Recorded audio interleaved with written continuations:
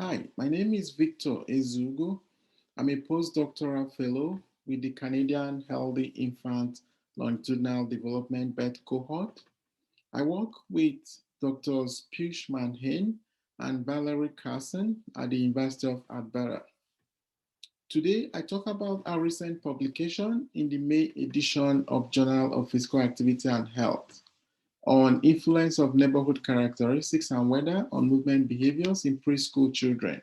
This study was funded by Canoe, CIHR, and Allergen. By the end of this presentation, the audience will be able to recognize the complexity in collecting and interpreting movement behaviors data in children, as well as identify the neighborhood and weather correlates of movement behaviors in preschool children. Movement behaviors exist on an intensity continuum within a 24-hour period because time is constrained.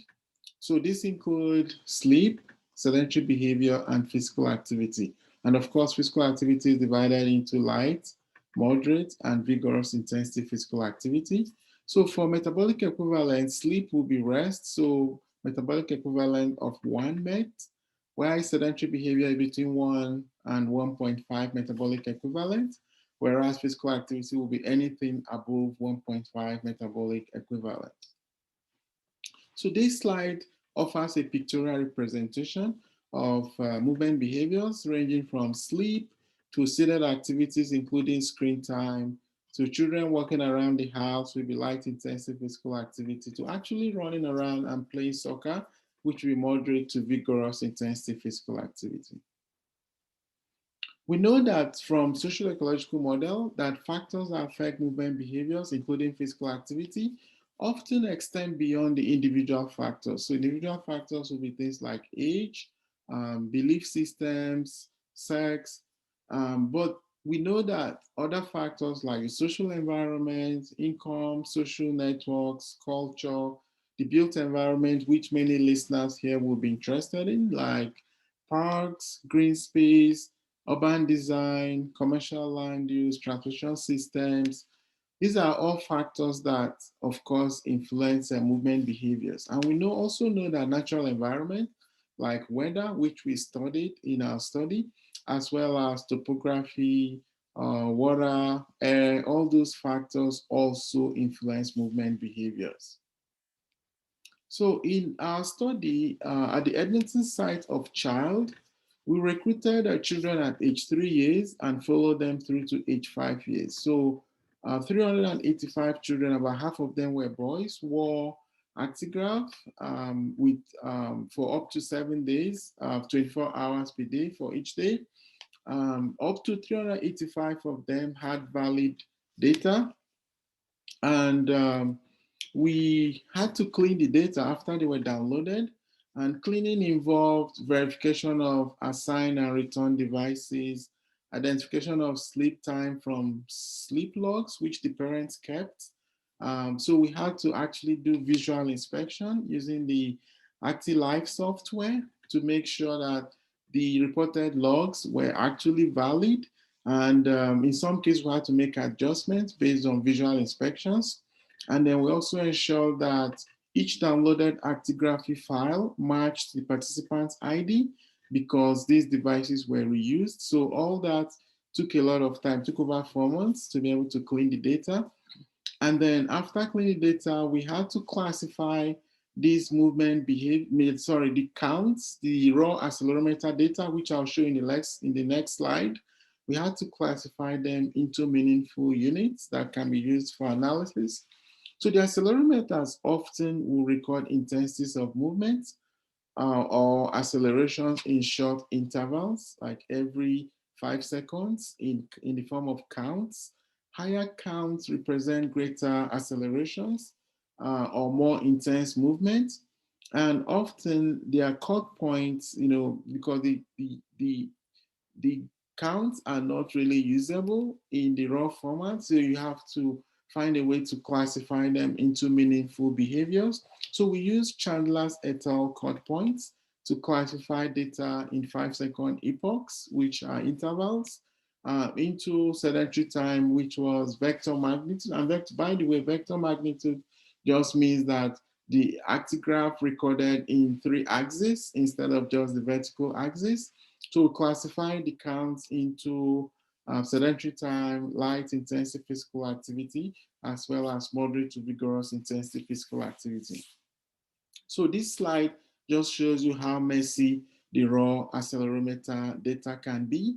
So which of course makes it useful that there has to be a way to classify these counts into meaningful behaviors that can be used for analysis. So for neighborhood characteristics and weather, we used ArcGIS software and Google Maps, Edmonton Geospatial Database to derive the neighborhood characteristics, and weather data were derived from the historical weather website, the Government of Canada weather website. We derived 67 neighborhood and weather variables. And because of this large number, we had to find a way to select data because it was a very large data set. So for variable selection, we use random forest and Boruta. So random forest is a machine learning approach. It's very robust and efficient in variable selection and classification. And Boruta is a feature selection wrapper paired with random forest that helps to select features that have discriminating importance. Those are the Z scores greater than that permitted at random. So I'll show you in the results section a little more about how that works. And then we looked at longitudinal associations, longitudinal change in movement behaviors across age, as well as cross-sectional associations stratified by age and season. And season was defined as winter versus non-winter, using snow on ground, snowfall, or sub-zero temperature to classify those. So, as we talked about earlier, 385 children had valid data for at least one day. However, neighborhood characteristics were only available for the city of Edmonton. So only 245 children were resident within the city of Edmonton at age 3 and 205 at age 5. So only those were included in further analysis. So 64% of participants lived within Edmonton city limits. Children who had accelerometer data at age 3 and 5 also had higher parental income compared to those without data. At age 5 years, those with data were more likely to be white from married or common law parents and attended daycare. So this table is just a summary of the proportion of day that children spent in each of the movement behaviors across age and season. So you can see that in winter at age 3, children spend about 6% of their day in MVPA and about 47 or 48% of their day in sleep. From change from age 3 to 5 years, so all the asterisks means that those changes were significant. So all the changes were significant. MVPA and sleep were the most, in terms of proportion, where you see the most change. MVPA increased while sleep decreased as children grew older. So all of them were significant changes except non-winter light physical activity from age 3 to 5 years.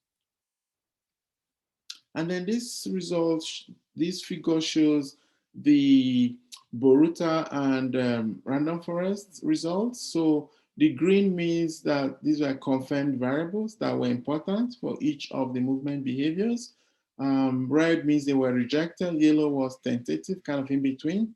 So for MVP at age 3, neighborhood crime, parks, expressway, neighborhood area, green space, as well as local road and major road were considered as important for MVPA, non-winter MVPA. And then for non-winter sleep at age 3, sidewalk, street intersections, temperature were important for non-winter sleep at age 3. Only temperature was important for winter light PA at age 5. Only green space was important for winter sedentary time at age 5. Neighborhood crime was important for non-winter light PA at age 5. And Roads like local road and major road were important for non-winter sleep at age 5. So what we did was that we looked at cross-sectional associations between these important environmental characteristics and movement behaviors. And then we found that an increase in expressway was associated with about 2 minutes per day less MVPA in the non-winter season at age 3 years. An increase in temperature was associated with about increase in 5 degrees Celsius temperature was associated with about 5 minutes per day increase in light PA in the winter season at age 5. And then looking at longitudinal change in movement behaviors, we found that increasing temperature was associated with about 3 minutes per day higher light physical activity from going from age 3 to 5 years. So going forward, we're collecting data for age 8, and we've completed actigraphy across all sites in Canada. There are 4 sites. So we've collected about 1,100 actigraph data already. But in addition, we're also doing a self-report on physical activity. So about 1,700 physical activity questionnaires have been completed. We're going further to look at the context of movement behavior, like environment, where characteristics of environment where movement behaviors take place. And then children are now wearing like wearable cameras, global positioning systems. We've completed about 1,000 of those. And we are also asking questions around home and environment questionnaire, looking at measure of exposure to moisture, ventilation, pests, smoke, etc. And we've completed about 1,900 of those questionnaires. For future work, we're looking at association between movement behaviors composition, because we talked about how movement behaviors are constrained by time.